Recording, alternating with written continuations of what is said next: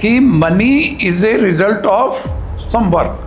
कोल India मैंने join की थी 1973 में, उसके बाद से ये 2026 है। पर्सनल लाइफ और प्रोफेशनल लाइफ को कैसे मेंटेन करें? और वास्तव में मुझे थ्योरी और प्रैक्टिकल में कोई अंतर नहीं मिला। यदि कोई स्टूडेंट एवरेज बैकग्राउंड से है तो वे ऐसी कौन सी स्किल्स डेवलप करे जो उसे बाकी कैंडिडेट से अलग बना दे? कुछ लोग अपने लिए करियर बनाते हैं, कुछ लोग ऑर्गेनाइजेशंस बनाते हैं और कुछ लोग देश का भविष्य बनाते हैं। तो आज हमारे साथ मौजूद है एक ऐसी ही शख्सियत जिन्होंने उद्योग जगत में दशकों तक नेतृत्व किया और आज हज़ारों युवाओं का मार्गदर्शन कर रहे हैं। तो बहुत बहुत स्वागत है सर आपका हमारे इस चैनल पे द सत्यम टॉक्स पर। और आपकी इस जर्नी के बारे में हम आपसे कुछ इंपॉर्टेंट पॉइंट आज जानना चाहेंगे। ओके जी, सबसे पहले हम आपसे जानना चाहेंगे कि कोल इंडिया के जनरल मैनेजर और रिलायंस के वाइस प्रेसिडेंट और आज SAPS चलाने तक का सफ़र आपका कैसा रहा और इन तीनों फेजेज़ में आपने क्या सीखा? मेरी यात्रा लगभग 55 वर्ष की हो गई, 55 इयर्स की जी। 71 में मैंने BE की थी, उसके बाद से ये 2026 है, 55 इयर्स हो गए जी। ये इतना लंबा टाइम कैसे निकल गया मुझे नहीं मालूम। जी। कभी मेहनत करने में, हम लोगों को काम करने में कभी संकोच नहीं लगा, इसलिए आराम बहुत स्मूथली निकला, कुछ दिक्कत नहीं हुई। इन तीनों पड़ावों में आपने कुछ जो सबसे बड़ी सीख रही हो आपके लिए, अलग अलग आपने सफ़र करे तीन? ओके, कोल इंडिया मैंने ज्वाइन की थी 1973 में एज ट्रेनी इंजीनियर। तो उस समय मैं फुल डिटर्मिनेशन के साथ गया था कि मुझे जो थ्योरी नॉलेज पढ़ी है उसकी प्रैक्टिस करना है। और दूसरा मैंने सीखा था कि जो अच्छे लीडर्स बनते हैं जी। वे बहुत अच्छे फॉलोअर्स भी होते हैं। और तीसरा, जो डर के काम करता है वो आगे नहीं बढ़ता। जी। मैंने ये तीनों चीज़ें फॉलो की और मैं आगे बढ़ता गया, बहुत अच्छी पोजीशन में गया, कभी डर नहीं आया और हर जगह सफलता मिली। तो हम समझ सकते हैं कि मतलब निडर होना ज़िंदगी में काफ़ी ज़रूरी है। बहुत ज़रूरी है। आपके निर्णय मतलब निडर होने चाहिए। निडर होना चाहिए, एरोगेंट नहीं होना चाहिए जी। निडर होना चाहिए जी। सर 1971 में इलेक्ट्रिकल इंजीनियरिंग पूरी करने के बाद आज तक की आपकी 55+ ऊपर प्रोफेशनल जर्नी रही है, तो इसके पीछे मुड़कर देखें तो ऐसे 3 डिसीजन जिसने आपका मतलब करियर बिल्कुल चेंज कर दिया हो? पहले यही मैंने अपना जो आपको अभी बताया था, फिर से बोल रहा हूँ, थ्योरी नॉलेज को यूज़ करना। नॉर्मली लोग बोलते हैं थ्योरी एंड प्रैक्टिस में बहुत अंतर है जी। लेकिन मैंने मान के रखा था, कॉलेज में मेरे प्रोफेसर ने बोला था थ्योरी एंड प्रैक्टिकल में कोई अंतर नहीं है। मैं उनकी बात मान के चला जी। और वास्तव में मुझे थ्योरी और प्रैक्टिकल में कोई अंतर नहीं मिला। जो जो थ्योरी में पढ़ी थी उसको यूज़ करते गया हूँ। तो आपने मतलब प्रैक्टिकल अप्रोच अपनाया और आपने फिर आज तक थ्योरी को पूरा यूज़ करते गए, आज भी थ्योरी यूज़ करते हैं जी। और कहीं गैप नहीं मिलता मुझे। ठीक। आपने हज़ारों कैंडिडेट्स को देखा है, तो डिग्री और एम्प्लॉयबिलिटी में क्या अंतर है? सबसे पहले उनकी नॉलेज के साथ अंडरस्टैंडिंग नहीं बन पाती है। एक बहुत सिंपल बात बोलूं, नॉलेज के साथ अंडरस्टैंडिंग का मतलब, जैसे मेरा नाम सुधीर है जी। लेकिन मैंने बचपन में जब अ से अनार पढ़ना सीखा होगा, 12 कड़ी सीखी होगी या इंग्लिश सीखी होगी, तो स से सरोता या इंग्लिश में एस फॉर शिप पढ़ा था जी।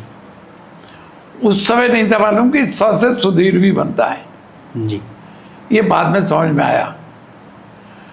टीचर्स हम लोगों को स्कूल में डिक्टेशन देते थे, कठिन शब्दों की डिक्टेशन देते थे, तो डिक्टेशन सही तभी लिखाती है जब टीचर क्या प्रोनाउंस कर रहे हैं उनके साथ अंडरस्टैंडिंग बनाना कि मैं कौन से शब्द लिखूंगा, कौन सी मात्रा लिखूंगा या क्या स्पेलिंग लिखूंगा, जी।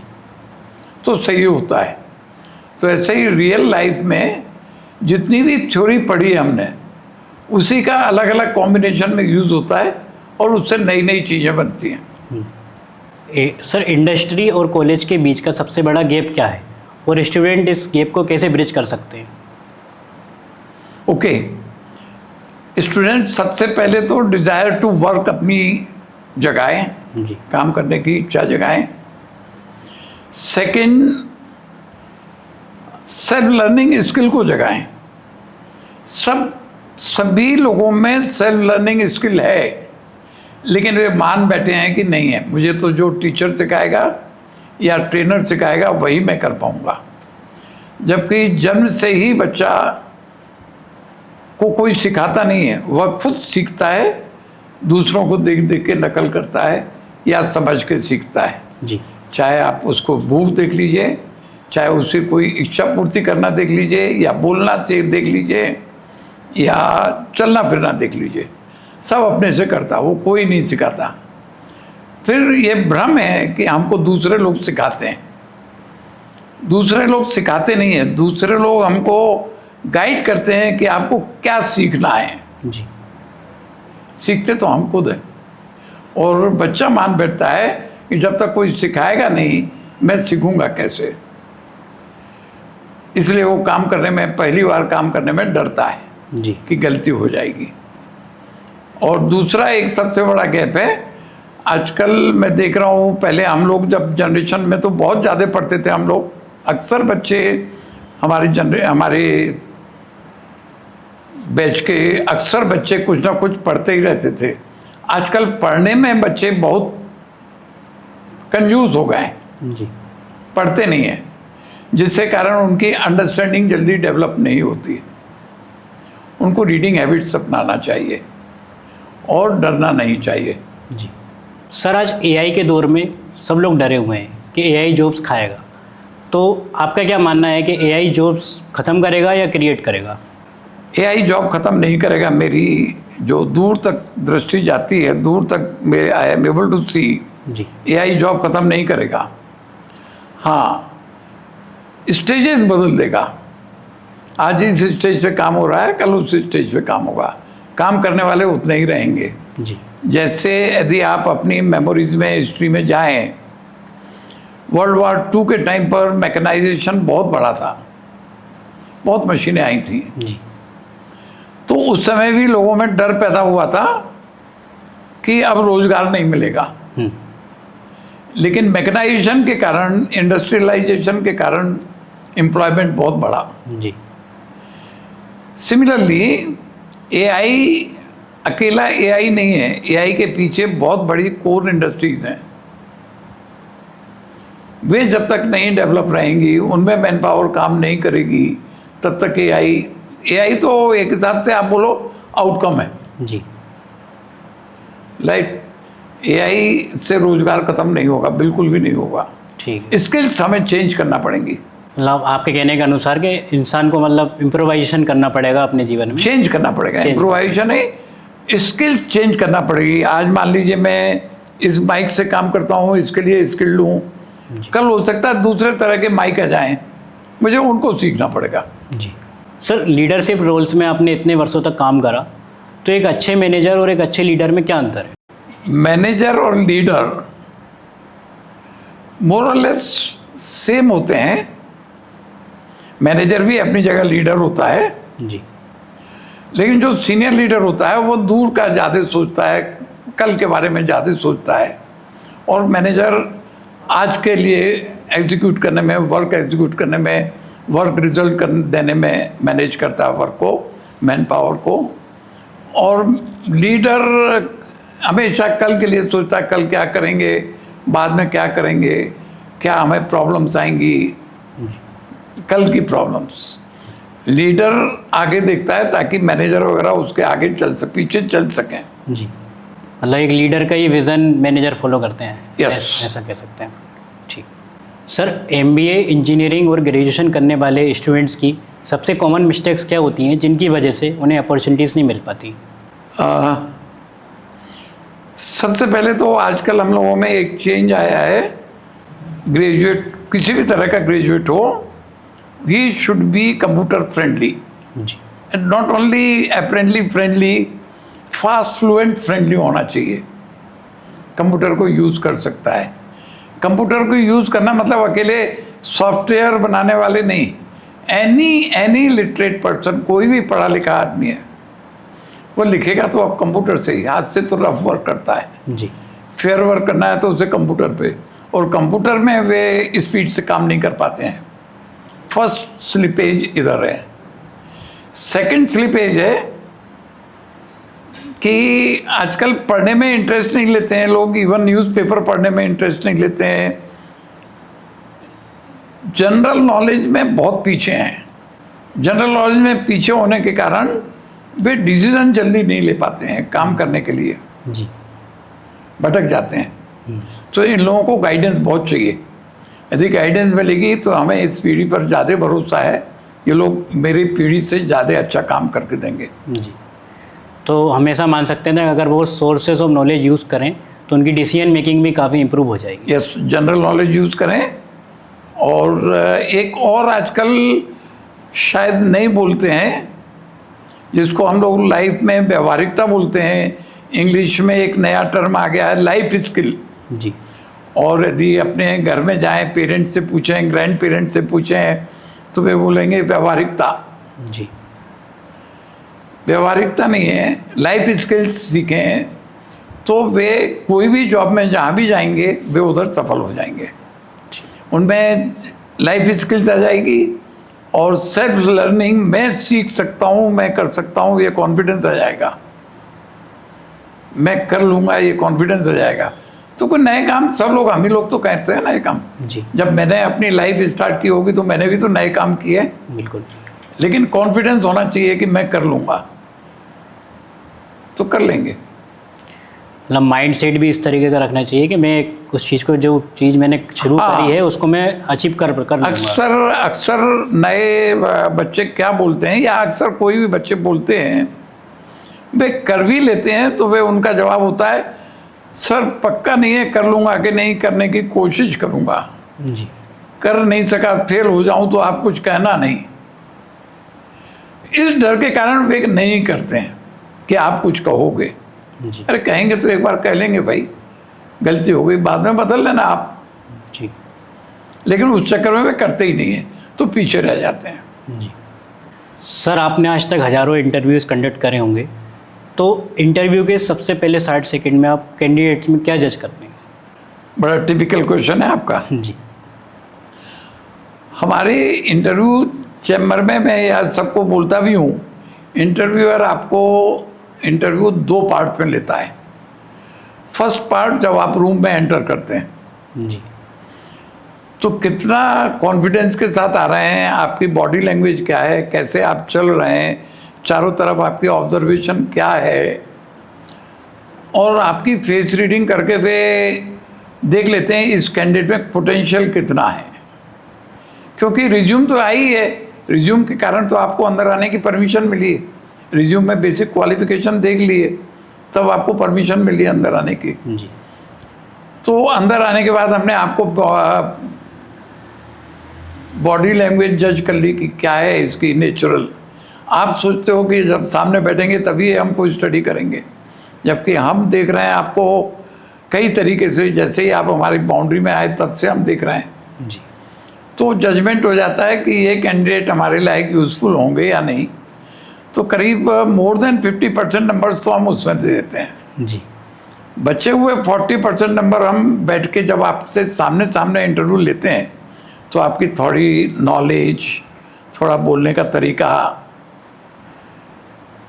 ये सब देख के फिर कितना क्वेश्चन आपने हमको जवाब दिए, किस ढंग से जवाब दिए, उसको देखते हैं। क्योंकि एक 15 मिनट का भी यदि मैं इंटरव्यू लूँ जी, तो 15 मिनट में 15 साल के एजुकेशन का टोटल कवर लेना संभव नहीं है।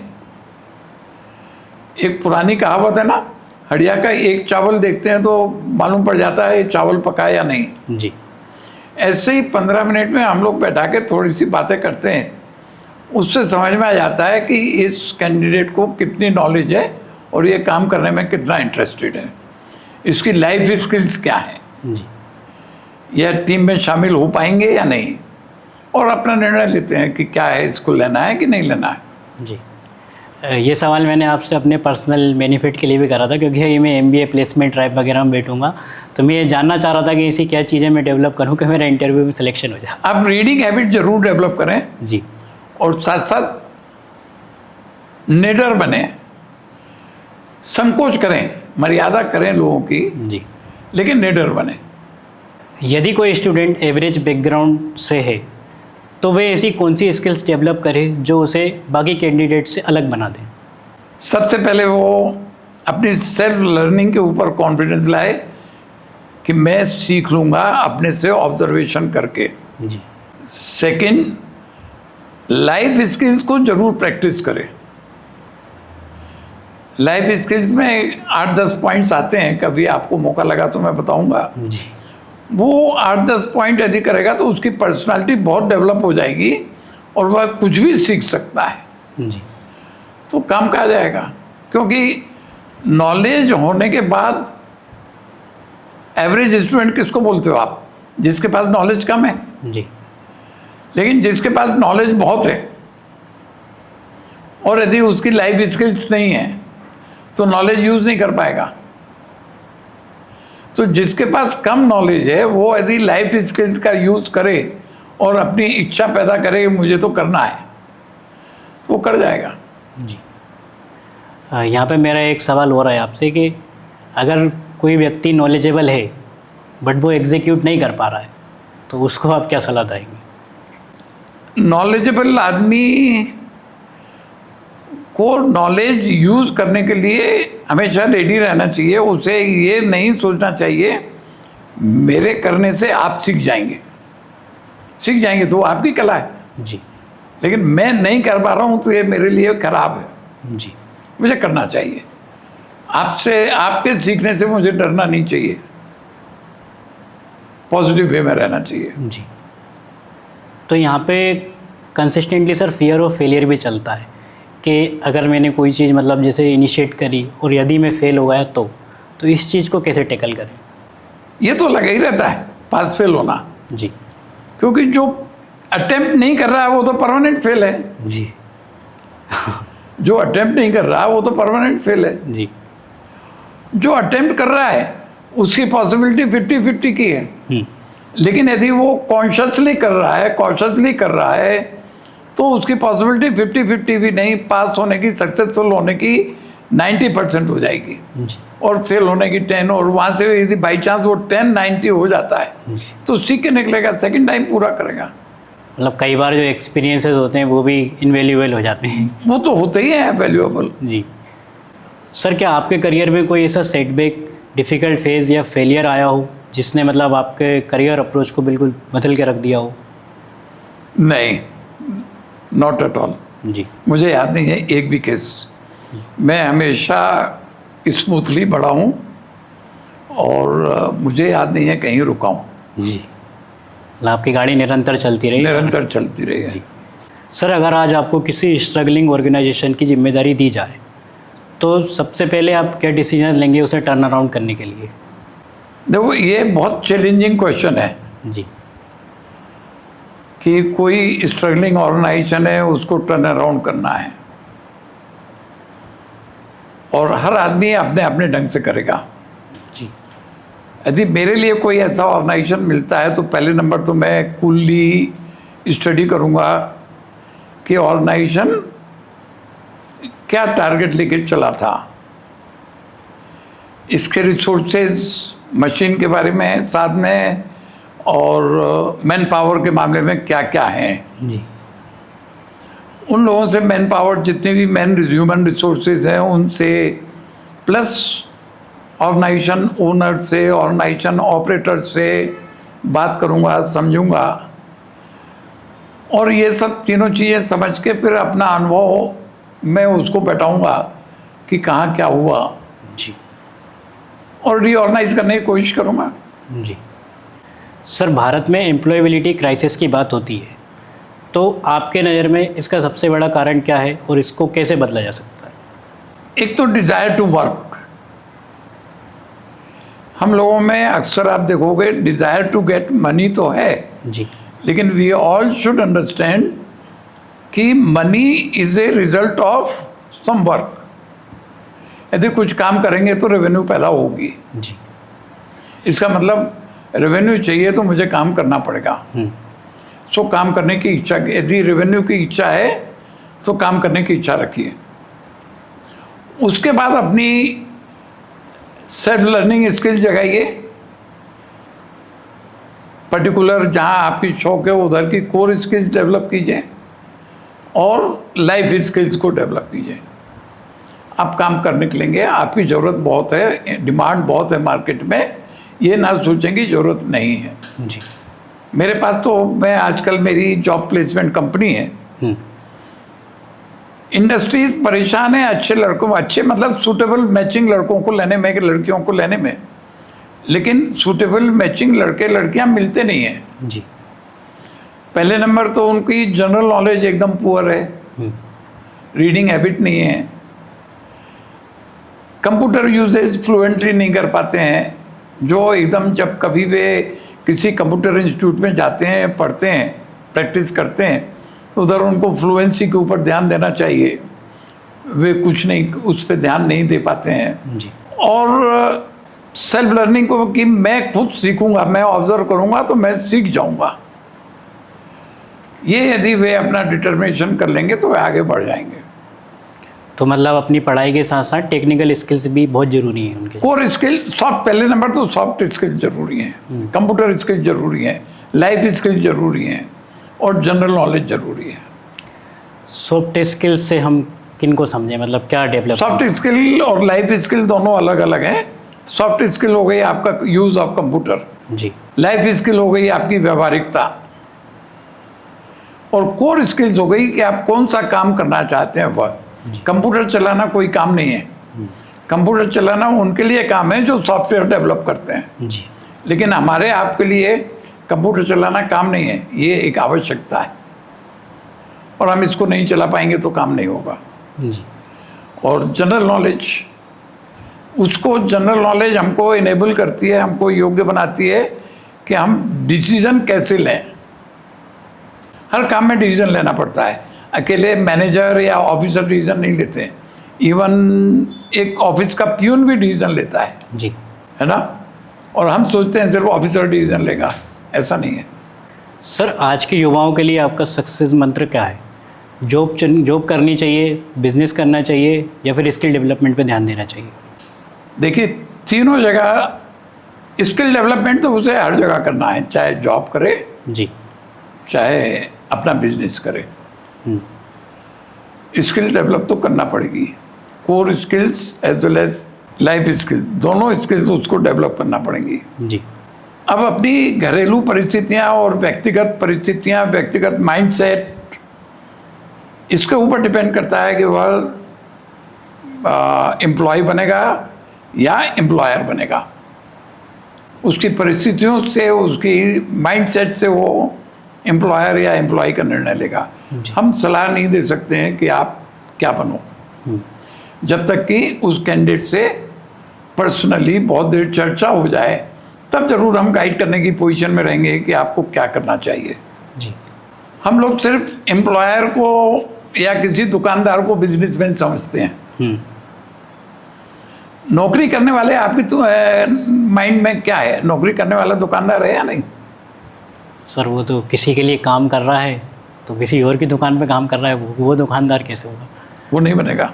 नहीं, बन सकता है, लेकिन वो तो अभी क्या है, मान लीजिए हाँ, ये स्टूडियो में कोई लड़का काम कर रहा है, तो वो दुकानदार है या नहीं? सर, एम्प्लॉय है। एम्प्लॉय भी प्रोफेशनल है ना। जी। आप प्रोफेशनल की हिंदी समझिए क्या होती है? व्यवसायी। व्यवसाय। व्यवसायी मतलब क्या हुआ? चालू भाषा में दुकानदार, व्यापारी। जी। तो जो भी मेरे हिसाब से या इंटरनेशनल के हिसाब से जो भी मनी का, रेवेन्यू का एक्सचेंज करता है, वह प्रोफेशनल है, जी। वह बिजनेसमैन है। जी। अब ये जो ऑफिस में इनके प्यून है, वह भी बिजनेसमैन है। कैसे? वो अपनी सेवाएं दे रहा है, जी। उसके बदले में इस स्टूडियो ओनर उसको पैसे देते हैं। अब वो सेवाएं कम कर देगा तो ये भी पैसे कम कर देंगे, तो क्या हुआ ये? वो भी बिजनेसमैन ही हुआ। वो भी बिजनेसमैन है। जी। आप इंजीनियर हैं, आप MBA हैं, जी। आप किसी कंपनी में मान लीजिए अभी आप अपना काम कर रहे हैं, हाँ। तो आप बिजनेसमैन हुए। यदि आप किसी दूसरी कंपनी में आ गए, मेरी कंपनी में आ गए, तो क्या आप बिजनेसमैन नहीं होंगे? तब भी रहेंगे। तब भी आप अपनी सेवाएं देंगे, हमको सर्विसेज देंगे, हाँ तब तो आप पैसे पाएंगे। जी। मतलब आप कुछ दे रहे हैं तब पैसा ले रहे हैं। ये रूल सबको याद रखना चाहिए। और सभी लोग बिजनेसमैन हैं। अक्सर बच्चे ऑफिस में जाते हैं, इंटरव्यू में जाते हैं, अच्छे पढ़े लिखे बच्चे भी सीधे पहले पूछ लेते हैं साहब क्या तनख्वाह देंगे। जी। वो कैसे बताए क्या तनख्वाह देंगे जब तक कि आप शो नहीं करोगे कि आप उनको क्या देने जा रहे हैं, कैसी सर्विस देंगे आप। उसी के ऊपर डिसाइड होगा कि आपको वे क्या सैलरी देंगे। जी। अगर हम आपकी यंग लाइफ में थोड़ा जानने की कोशिश करें, जैसे आपने SATI से आपने अपनी एजुकेशन पूरी की है, तो वहाँ पे आपकी क्या बिगेस्ट लर्निंग्स रही थी जो आपके आज तक अपने जीवन में काम आती हैं? इतने साल पहले जाना। हाँ जी। मेरे ख्याल में तो जहाँ तक मुझे याद आ रहा है अपनी लाइफ के बारे में, स्टूडेंट लाइफ के बारे में, SATI की स्टूडेंट लाइफ के बारे में, एक सिंसियर स्टूडेंट जिसने कॉलेज में कभी अपना डिसिप्लिन नहीं तोड़ा जी। और लैब में भी पूरे काम किए, लैब में सब प्रोजेक्ट किए, क्योंकि इंजीनियरिंग में प्रोजेक्ट वर्क करना पड़ते हैं ना। प्रोजेक्ट किए, ड्राइंग, उन दिनों तो हाथ से ड्राइंग बनाते थे जी। ड्राइंग सब बनाना पड़ती थी, सब मशीनों की। जी। मतलब ये इन ऑल मतलब डिसिप्लिन लाइफ, जो टीचर प्रोफेसर बोलते थे वो करना है जी। और विदाउट डेविएशन उनकी बात को समझना है। जी सर। कॉलेज में हम लोग NCC भी करते थे। हमारे टाइम पे कॉलेज में NCC थी, मैं NCC का अच्छा कैडेट था जी। वो भी करते थे हम। एक्स्ट्रा करिकुलर एक्टिविटीज़ एक स्टूडेंट की लाइफ में कितनी हेल्पफुल हो सकती हैं? Extra curricular activities life skills develop करती हैं। जी। टीम में रहना सीखता है स्टूडेंट, लोगों को समझता है, अपने को थोड़ा एडाप्टेबल एंड फ्लेक्सिबल बनाता है। नहीं तो यदि घर में रहेगा तो एडाप्टेबल फ्लेक्सिबल नहीं, उसने जो बोला मम्मी पापा ने कर दिया, जी। उसे तो कहीं एडजस्ट ही नहीं करना किसी से। हमने देखा है आज के दिन पिछले 4-5 साल में नए बच्चों की पहली जॉब लगी और 4-5 दिन में वे जॉब छोड़ के आ गए। जी। मैंने पूछा क्या हुआ, इतने जल्दी क्यों छोड़ दिया?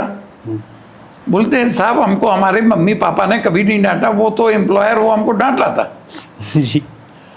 उसको डांटना नहीं बोलते, वो हर किसी को तो नहीं डांटता। जैसे आपके माँ बाप भी हर किसी को नहीं डांटते, सिर्फ आपको ही डांटते हैं। जी। एम्प्लॉयर भी आपकी गलती पॉइंट आउट कर रहा है, भैया टेक केयर, ऐसी गलती नहीं करना है, इसको डांटना नहीं बोलते हैं। ये तो पॉइंट आउट तो करना ही पड़ेगा कि भाई ये गलती हो रही है, इसको करेक्ट करो। उसको वो डांट समझ के नौकरी छोड़ के आ गए। जी। तो ये कमी है, बिकॉज वो कभी 4 लोगों में मिल के नहीं रहा लड़का, सिर्फ उन्हीं से मिल के रहा जो उसकी यहाँ में यहाँ मिलाते हैं। जी। काम कभी किया नहीं, रिजल्ट ओरिएंटेड काम, जहाँ रेवेन्यू प्रॉफिट या लॉस हो ऐसे काम किया नहीं। हालांकि बच्चे बहुत सोशल वर्क करते हैं, अपने फ्रेंड्स को बहुत मदद करते हैं।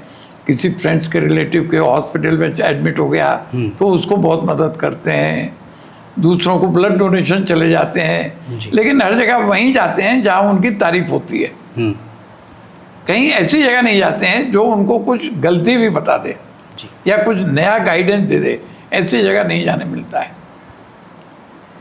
तो आपके अनुसार फ्रेंड सर्कल का कितना बड़ा रोल है एक व्यक्ति की लाइफ में? है क्या फ्रेंड सर्कल मतलब जो उसकी संगति है वो कुछ रोल निभा सकती है कि अगर जैसे वो करियर में अगर कुछ आगे करना चाहे या फिर उस आगे बढ़ने की कोशिश करे तो फ्रेंड सर्कल का कितना रोल रहेगा? फ्रेंड सर्कल का रोल होता है, लेकिन संयोग से सभी फ्रेंड्स इनोसेंट हैं। अब आप भी इनोसेंट हो, मैं भी इनोसेंट हूँ, तो हम लोग एक दूसरे की क्या मदद करेंगे? जी। कर सकते हैं क्या? नहीं कर सकते। तो सबको पहले नंबर इनोसेंट लेवल से थोड़ा सा ऊपर उठना पड़ेगा, तब एक दूसरे की मदद कर पाएंगे। कुछ समझदारी, उसके लिए जनरल नॉलेज, रीडिंग हैबिट ये सब करना पड़ेंगे, न्यूज़पेपर रीडिंग ये सब करना पड़ेंगे। सर मान लीजिए आज आप एक 22 साल के युवा हैं, तो आप सबसे पहले कौन सी स्किल्स सीखेंगे या डेवलप करना चाहेंगे? अब 22 साल के हो भाई, मेरे खत्म होना है। जी। ओके, यदि मैं आज फिर से 22 साल का युवा होता हूँ तो पहले अपने आप को बहुत फ्लुएंटली कंप्यूटर फ्रेंडली बनाऊंगा, जी। क्योंकि आज कंप्यूटर एंड इंटरनेट के बिना चलना मुश्किल है। इसलिए my first priority will be computer friendly and internet friendly. जी। सर आपने 5 दशक से ज़्यादा समय इंडस्ट्री, रिक्रूटमेंट और टैलेंट डेवलपमेंट में बिताया है, तो यदि आप आज भारत के युवाओं को 1 मिनट का संदेश देना चाहें तो वो क्या होगा? अच्छा क्वेश्चन है। जी। मैं इस पोजीशन में हूँ कि बच्चों को गाइड कर सकूँ। जी। फर्स्ट गाइडेंस है कि बेटा आप लोग अपने मम्मी पापा के और अपने टीचर्स के बहुत अच्छे बच्चे हैं, गोल्ड हैं। जी। लेकिन इंडस्ट्री में जब आप रेवेन्यू अर्न करते हैं, अर्न करने जाते हैं, तो इंडस्ट्री को गोल्ड नहीं, गोल्ड के ऑर्नामेंट्स चाहिए। जी। ऑर्नामेंट्स मीन्स आप जब अपने आप को स्किल्स से लेस कर लेंगे, स्किल्स सीख लेंगे, लाइफ स्किल्स सीख लेंगे, तो आप ऑर्नामेंट हो जाएंगे। जी। इंडस्ट्री आपको ले लेगी। सेकंड है, आप भटकिए मत। जब कॉलेज से ग्रेजुएशन करके निकलते हैं तो आपकी इच्छा है गवर्नमेंट जॉब में एक बार अटेम्प्ट लिया जाए, तो एक बार देख लो, लेकिन वो भी बहुत सीरियस होके अटेम्प्ट लीजिए। जी। यदि सीरियस होके अटेम्प्ट लेके अपने को जांच लीजिए कि आप गवर्नमेंट का जॉब कर पाएंगे या नहीं, क्योंकि गवर्नमेंट के अधिकारी किसी भी तरह, छोटे से छोटा अधिकारी भी, मेरी नॉलेज एंड इंफॉर्मेशन के हिसाब से मिनिमम 50,000 लोगों को तो जिम्मेदार होता है वह। जी। क्या आप इतने आदमियों की जिम्मेदारी निभाने लायक हैं? इतनी जिम्मेदारी निभा के ने मतलब इतनी नॉलेज रखना, इतनी मेमोरी पावर रखना, ये सब कर पाएंगे? तो उधर जाने की कोशिश कीजिए। जी। जस्ट बाई चांस देखें चले जाएं तो नहीं, क्योंकि जो लोग कई 3-4 अटेम्प्ट लेते हैं और सक्सेसफुल नहीं होते, उनमें फ्रस्ट्रेशन बहुत हो जाता है। जी। और वे अपने को फिर दूसरी इंडस्ट्री के लिए सूटेबल नहीं बना पाते हैं, फिर अनएम्प्लॉयमेंट क्रिएट हो जाता है। जी। तो फर्स्ट अटेम्प्ट ले लो, एक देखने समझने के लिए, कोई बात नहीं, बहुत इच्छा है तो ले लो फर्स्ट अटेम्प्ट। लेकिन सेकंड अटेम्प्ट आप तो प्राइवेट इंडस्ट्री के लिए तैयार होइए, वहाँ भी आपका करियर राइज होगा। जी। और वहाँ भी आपको एक से एक अच्छे जॉब हैं, उन्नति मिलेगी, काम करने वालों को उन्नति मिलती है, अपनी दम लगाने वालों को उन्नति मिलती है, करियर बनता है। जी। सर जैसा कि आपने बताया कि रीडिंग हैबिट्स मतलब इम्प्रूव करने चाहिए, इंक्रीज़ करना चाहिए, तो ऐसी कोई बुक जो आप हमारी ऑडियंस को रिकमेंड करना चाहें, आज के स्टूडेंट्स के लिए हेल्पफुल रहे? वो बहुत से अच्छे अच्छे लीडर्स रहे हैं, उनकी ऑटोबायोग्राफी पढ़ें, डॉक्टर अब्दुल कलाम की बायोग्राफी पढ़ें, इग्नाइट द माइंड्स पढ़ें। जी। उससे आपको कई फ़ायदे होंगे। पहला फ़ायदा होगा कि आपको एक वर्ड पावर बढ़ेगी, कम्युनिकेशन स्किल्स डेवलप होंगी, क्योंकि कम्युनिकेशन स्किल में वर्ड्स चाहिए, और इन लोगों की किताबें बड़ी सिंपल वर्ड्स में लिखी हुई हैं। जी। कॉम्प्लिकेटेड वर्ड्स नहीं हैं, बहुत क्लिष्ट शब्द नहीं हैं। हिंदी की भी लोगों की आत्मकथाएं वो पढ़िए, तो आपका जीवन में कितने रास्ते होते हैं वो मालूम पड़ेंगे। जी। इवन कई इंडस्ट्रियलिस्ट हैं, उनकी ऑटोबायोग्राफी पढ़िए।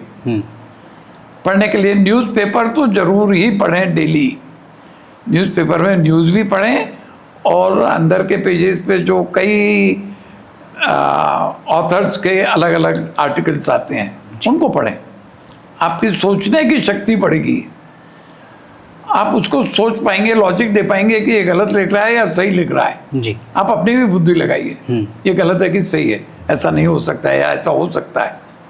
जब तक आप ये नहीं करेंगे आपका डेवलपमेंट नहीं होगा। सर जैसे मान लीजिए कभी कोई थोड़ा सेटबैक अपनी लाइफ में फील कर रहा है या फिर थोड़ा सा सॉरी, जैसे कोई सेटबैक अगर किसी की लाइफ में कुछ होता है या थोड़ा बहुत भी अगर डिप्रेशन में जा रहा है, तो उसके लिए कोई एक मोटिवेशनल लाइन जो उसे मतलब इंस्पायर कर सके? देखिए, सेटबैक लगना तो आम बात है, जी। कभी भी लग सकता है। इसके लिए कोई गारंटी नहीं है कि हम रास्ते में जा रहे हैं हमें सेटबैक नहीं लगेगा। जी। एफर्ट्स लगाइए, उसके बाद सेटबैक लगेगा तो संतोष कीजिए, कोई बात नहीं, जो होना था हो गया, फिर से करेंगे हम। डिप्रेस होने से तो आप और बैठ जाओगे, डिप्रेस क्यों होंगे? फिर से एफर्ट्स लगाइए, सफलता मिलेगी। जी सर, आपका 55+ ज़्यादा साल का प्रोफेशनल जर्नी आपकी रही है, तो आपने पर्सनल लाइफ और प्रोफेशनल लाइफ को कैसे मेंटेन करा? आप कोई सिक्का देखते हैं, जी। सिक्के के एक तरफ हेड रहता है, एक तरफ टेल रहता है। जी। यदि हम टेल ना लगाएं तो सिक्का आप लेंगे? नहीं। या हेड ना लगाएं, अकेला टेल ले दें तो आप सिक्का लेंगे? नहीं। ऐसे ही हमारी लाइफ है, हमारी पर्सनल लाइफ और हमारी प्रोफेशनल लाइफ, ये दोनों मेरी ही अपनी जीवन है। जी। एक तरफ मैं प्रोफेशनल हूँ, एक तरफ मैं पर्सनल लाइफ हूँ। दोनों लाइफ एक दूसरे के बिना नहीं हो सकती। जी। और हम लोग अक्सर सेपरेट करना चाहते हैं। कई लोगों को मैंने सुना कि यार पर्सनल लाइफ नहीं है, पर्सनल लाइफ नहीं होती तो प्रोफेशनल लाइफ कैसे होती? जी। और प्रोफेशनल लाइफ नहीं होती तो पर्सनल लाइफ कैसे होती? हाँ, इधर कंफ्यूजन है कि लोग ऑफिस में या अपने प्रोफेशनल लाइफ में तो घर की प्रॉब्लम्स अटेंड करना चाहते हैं। माफ कीजिएगा, थोड़ी सी कड़क बात बोल रहा हूँ। जी। जी। लेकिन ऑफिशियल लाइफ में, प्रोफेशनल लाइफ में घर की बात अटेंड करते हुए घर में यदि कोई एक बार में आप अपने ऑफिस के काम से फ़ोन कर दीजिए तो उनको बड़ा बुरा लगता है। जी। तो तो अनबैलेंस हो गया ना। उसको वो भी अटेंड, जब घर में आप, ऑफिस में आप अपने मम्मी पापा के, भाई बहन के, वाइफ के फ़ोन कॉल अटेंड कर लेते हैं, तो भाई ऑफिस, घर में जाके क्यों नहीं ऑफिस वालों के कॉल अटेंड कर लोगे? जी। तो लाइफ बैलेंस है ऑलरेडी। ये सोच है, नहीं, ये सिक्के को एक पहलू का सिक्का बनाना हुआ जो कभी वैलिड नहीं होगा। जी।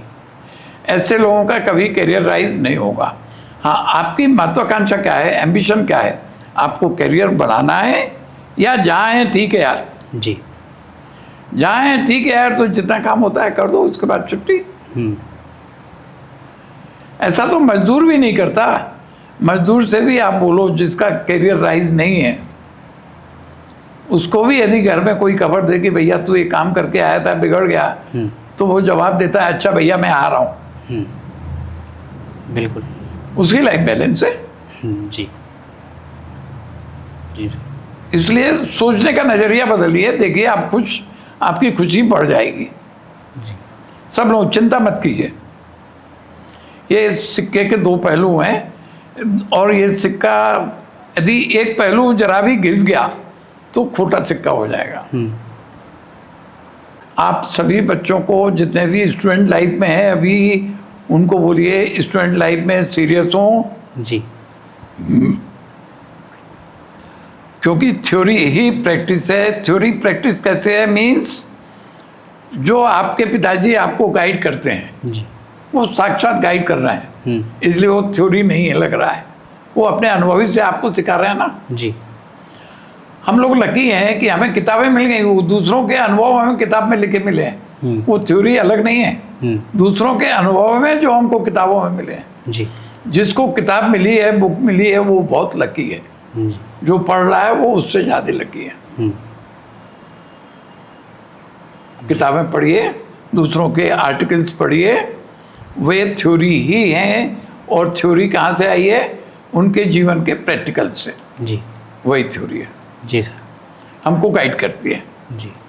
All the best sir. बहुत बहुत धन्यवाद आपका हमारे इस चैनल पे आने के लिए। आपने अपना कीमती समय हमें दिया, इसके लिए आपका बहुत बहुत आभार sir. Thank you so much. Thank you. आपने अच्छा सब्जेक्ट रखा। जी। और आगे भी नए लोगों को अच्छा सब्जेक्ट देते रहिए। जी। Thank you. जी सर, थैंक यू।